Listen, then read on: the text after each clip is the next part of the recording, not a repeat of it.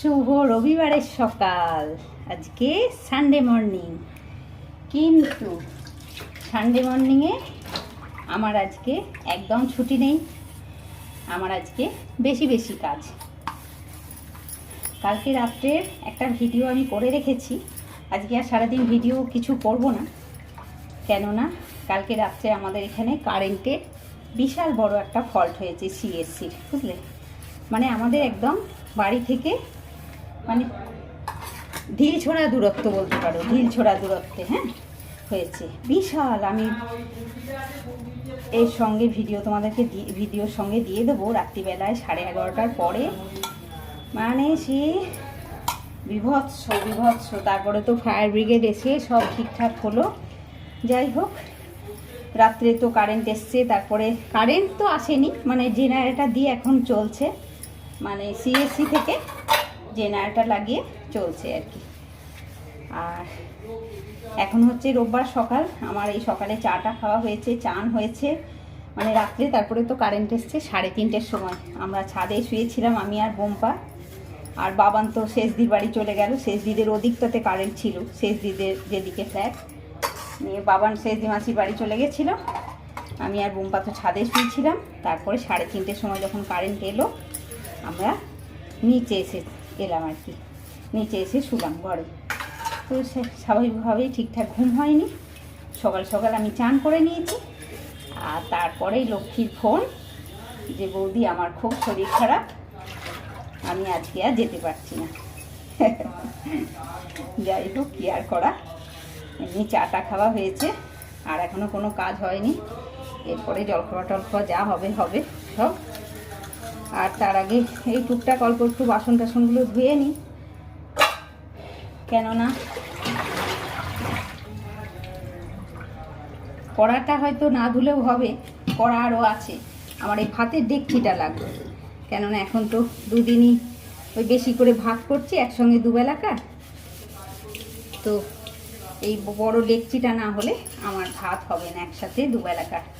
মানে আমরা 3 জন, দুবেলায় 6 জন, তাহলে এই আর কি। আর ওই জন্য আমি বাসনটা মাজতে এলাম। আমি তোমাদের সঙ্গে এই সঙ্গে একটুখানি কথা বলে নিই, তোমাদেরকে বলে দিই কালকে কি কাণ্ড হলো। তো জানি না অবশ্য কবে কখন ভিডিও পোস্ট করতে পারবো, কেননা নেট ফেট কিচ্ছু নেই। মানে এখানে যে কেবল বাস্ট হয়েছে আন্ডারগ্রাউন্ড, সেখানে পুরো নেট কানেকশন সব ছিল আর কি। মানে জিও, এয়ারলাইন্স যা যা আছে সব নেট কানেকশন পুরো ফল্ট আর কি। নেট নেই। এখন এই ভিডিও আমি কবে পোস্ট করতে পারবো জানি না। অবশ্য বোম্পার ফোনে আছে নেট, মানে আমার ফোনে যেমন নেট থাকে না আলাদা করে, আমি আর নেট ভরাই না, শুধু কলই হয়। আর বোম্পার ফোনে নেট আছে ঠিকই, কিন্তু জানি না সেটা কতটা কাজ করবে কি করবে। তো যাই হোক, এই তোমাদের সঙ্গে গল্প করতে করতে আমার তো একটু কাজও হয়ে গেল, বাসনটা ধোয়া হয়ে গেল। এরপরে আমি কালকে রাত্রে যে কাণ্ড কারখানা হলো আমাদের এখানে কেবল বাস্টের, সেই ভিডিওটা করে রেখেছি ছাদ থেকে। আর ভিডিও করছি ঠিকই, কিন্তু আমি কি ভয় যে পাচ্ছিলাম না, তোমাদেরকে কি বলবো। বোম্পা আমাকে বকছে, অত ভয় পাওয়ার কি আছে। আমার খালি মনে হচ্ছে যদি একটা বড় বাস্ট হয় আর যদি একটা মানে আগুন এসে আমাদের ছাদে পড়ে, এরকম একটা ভয় করছিল আমার। বাপরে, মানে ওরকম দেখিনি আমি কখনো। তারপরে প্রচণ্ড গরম, সব আশেপাশে সব বাড়িতে বাড়িতে এসি চলছে। মানে ঠিক 11:30টার সময় শুরু হলো। তখন বোম্পা শুয়েছে, এসি চালিয়েছি, বোম্পা শুয়ে পড়েছে। আর বাবান তখন নদার ওদিকে ছিল, মানে ওর জেঠুর কাছে ওদিকে ছিল। খাইনি তখনও বাবান, ওরা আমি একটু পরে খাচ্ছি, তোমরা খেয়ে নাও, আমি একটু পরে খাচ্ছি। আর বোম্পা সবে শুয়েছে, আর আমি তখনও ফ্রেশ হচ্ছি আর কি, একটু গা ধোবো, ব্রাশ করবো। আর সেই সময় দেখছি এরকম বিভৎস একটা আওয়াজ হচ্ছে। তো আমি যেই বারান্দায় গেছি, তখন দেখে আমি এত ভয় পেয়েছি না, আমি চিৎকার করতে শুরু করেছি। আর আমার চিৎকারে আমার বোম্পা ভয় পেয়ে গেছে, ও ভেবেছে কি হলো। যাই হোক, এই হয়েছে। ঠিক আছে, চলো, আমার তো বাসন টাসন ধোয়া হলো, হয়নি ধোয়া, এখনো 2টো থালা আছে। এরপরে আমি তোমাদেরকে ওইটা সুতো দিয়ে আর ভ্লগটা শেষ করে দেবো আজকে। তবে অবশ্যই আবার বলছি, আমি জানি না এই ভ্লগ কবে পোস্ট করতে পারবো, কি করব। হ্যাঁ, তবে আজকে রবিবারেও যে তোমরা কখন ভ্লগ পাবে কি পাবে সেটাও জানি না, আমি কি করতে পারবো।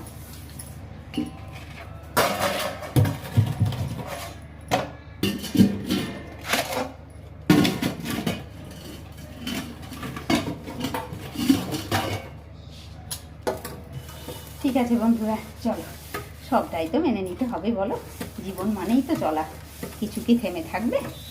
সবই চলছে।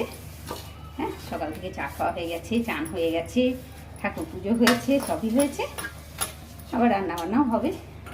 তবে আজকে বলেছি একদম মাছের ঝোল, পটল ভাজা, আর কালকে শনিবারে পোস্ত করেছিলাম সেটা ভিডিও, সেটাও কবে পাবে তোমরা জানি না। আমি সেই পোস্ত আছে, সেই দিয়ে ভাত খাওয়া হবে। চিকেন কিছু আনতে হবে না, তাই দিলাম যে গরমে আর কিছু এমন কাজ নেই।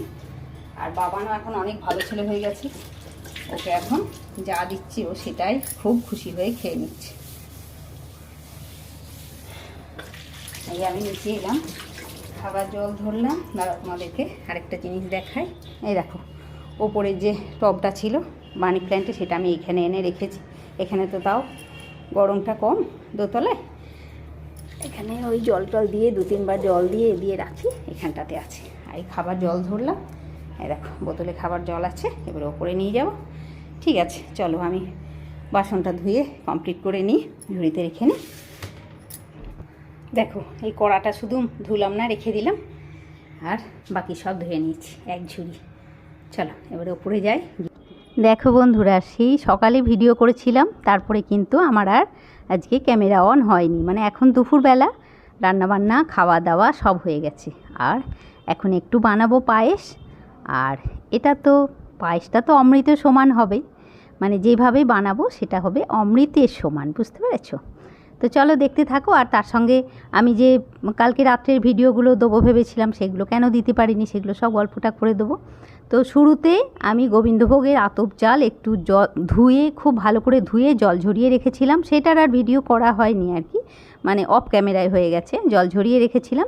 এবারে কড়াতে একটু মানে গাওয়া ঘি দিলাম, আর তার মধ্যে একটা ছোটো এলাচকে একটু মানে কুটে দিলাম আর কি, একটু গুঁড়ো করে ছোটো এলাচকে দিয়ে দিলাম।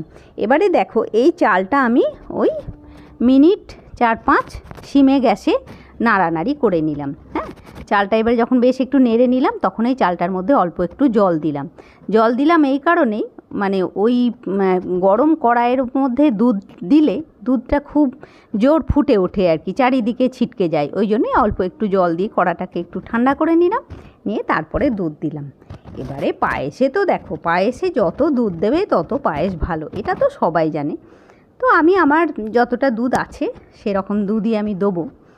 তো আর কালকে জানো রাত্রিবেলাতে ভিডিও তো করেছি, আর ভিডিওটা করেছি আমি এই যে ফোনটাতে আমার ইউটিউব করি সেই ফোনটাতে করা হয়নি, মানে 11:30টার সময় কাণ্ডটি ঘটেছে, তো তখন আমার এই ফোনটা অফ হয়ে গেছিলো।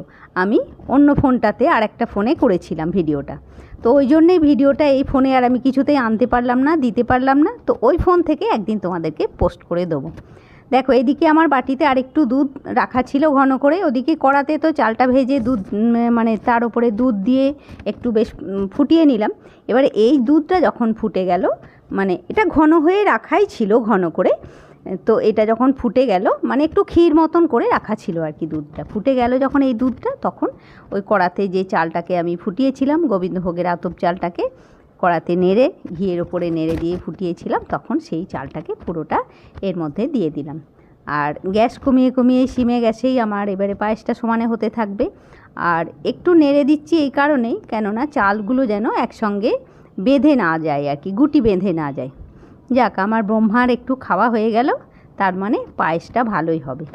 মানে আমার ভ্রমরকলের মা বলতেন যে যখনই কিছু ভালো জিনিস রান্না করবি ব্রহ্মাকে একটু খাওয়াবি, ব্রহ্মারও তো ইচ্ছা হয় একটু ভালো মন্দ খেতে, শুধু গ্যাসের ওপরে চাপিয়ে তুই জিনিসপত্র রান্না করে নিবি, ব্রহ্মাকে একটু দিবি না, সেটা তো হবে না। তো সত্যি আমাদের কিন্তু আলাদা করে ব্রহ্মাকে খাওয়ানো হয় না কোনো জিনিসই, ওই যখন উদলে পড়ে যায় তখন খাওয়া হয়। আর পায়েসটা তো একটু ভালো জিনিসই, ব্রহ্মার বোধহয় খেতে ইচ্ছে হয়েছে, তাই জন্য ব্রহ্মা নিজেই খেয়ে নিলেন। তো যখন হয়ে এলো, মানে চালটা যখন সেদ্ধ হয়ে গেছে তখনই আমি কিশমিশ দিলাম, জলে ভিজিয়ে রাখা একটু কিশমিশ, আর চিনি দিয়ে দিলাম। মানে কিশমিশটা আগে থেকে দিলে কিন্তু পায়েস অনেক সময় ফেটে যায়। হ্যাঁ, তো কিশমিশটা বেশি আগে থেকে, ওই জন্য আমি দিলাম না, একটু পরেই দিলাম। আর চিনি দিয়ে দিলাম, কিশমিশ আর চিনিটা দিয়ে দিলাম। আর কাজু দেবো না, কেননা আমার বাড়িতে কাজু কেউ খায় না আর কি। মানে কাজু এমনি খাবে সবাই, পায়েসের মধ্যে কাজু দিলে কেউ খেতে চায় না, সবাই বিরক্ত হয়, বলবে ভালো লাগে না, মুখে কাজুগুলো ঠেকলে ভালো লাগে না। ওই জন্যে পায়েসে আমি কখনও কাজু দিই না। তো দেখো পায়েসটা আমার হয়েই গেল। তো সেই কালকে আজকে দুপুরেও কতক্ষণ কারেন্ট ছিল না জানো, এখন আবার একটু আগেই এলো। আর পায়েসটা যখন হয়ে এলো, নামানোর একটু আগে আমি পায়েসটার মধ্যে এই 1 প্যাকেট অমূল্যর 10 টাকার, মানে একটা 10 টাকার প্যাকেট গুঁড়ো দুধ আমি দিয়ে দেবো। আর এই দুধটা দিলেই হবে পায়েসটা স্পেশাল, বুঝতে পেরেছো? এই গুঁড়ো দুধটা। আর গ্যাসটা এই সময় একদম সিমে আছে, মানে গ্যাস হাই ফ্লেমে রেখে কিন্তু এই দুধটা দিলেই কিন্তু পুরো পায়েসের মধ্যে মানে ঢিল ঢিল পাকিয়ে যাবে। আর এই একদম গ্যাস সিমে রেখে মানে দুধটা যখন বেশি ফুটবে না সেই অবস্থাতে, মানে পায়েসের দুধটা যখন বেশি ফুটবে না সেই অবস্থাতে গুঁড়ো দুধটা দিলে কিন্তু পায়েসটা খুব সুন্দর হবে। আর পায়েসের মধ্যে একটা বেশ মানে কি বলবো, একটা দুধ দুধ যে ক্রিমি একটা গন্ধ আসবে তোমাদের। এই যে কোনো পায়েসে যদি 1 প্যাকেট অমূল্যর মানে গুঁড়ো দুধের একটা প্যাকেট দাও, তাহলে সেই পায়েসটা সুন্দর হয়। তো হয়ে গেল, গ্যাস অফ করে দিয়েছি। দেখো এবারে ফ্রিজে ছিল খানিকক্ষণ, ঠান্ডা ঠান্ডা পায়েসটা আমি বার করে নিয়ে এলাম। দেখেই বুঝতে পারছো ওপর থেকে কত সুন্দর হয়েছে। খুব ভালো হয় এরকম করে পায়েস করলে, তোমরা বানিয়ে দেখবে। মানে আজকের ভিডিওটা আমার একটু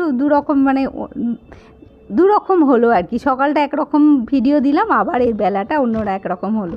তো ঠিক আছে, আশা করি তোমাদের ভালো লাগবে আজকে দুরকম ভিডিও। কেননা একঘেয়ে তো নয়, শুধু রান্না দেখালাম তা তো নয়, সকালবেলা একটু কাজকর্মও হয়েছে আর এবেলাতে রান্নাবান্না হলো। তো 1 বাটি হলে তো হবে না, আমার এখন তো বাড়িতে 2 জন হয়ে গেছে, বাবা আর বেটু দুজনে আছে। তো বাবার হলো, এটা তুলে রাখলাম, এবারে বেটুর জন্যে তুলি। ভাই বাবানটা এসেছে বলে এটা ওটা একটু করছি গো, মানে যেগুলো খেতে পারি না সেগুলো তো আমার ইচ্ছে হচ্ছে না, একটু খাওয়াই ওকে। তো ওই জন্যই করলাম, একটু বেশি করেই করেছি। এবার ফুটিয়ে ফুটিয়ে রোজ একবার করে ফোটাবো, আর সেটা মানে খেতেও সুন্দর হবে। দিন দিন যত পায়েস যত ফোটাবে ততই খেতে সুন্দর হবে। তো ঠিক আছে বন্ধুরা, আজকে ব্লগটা এখানেই শেষ করছি। নেক্সট ব্লগে তোমাদের সাথে আবার দেখা হচ্ছে বন্ধুরা।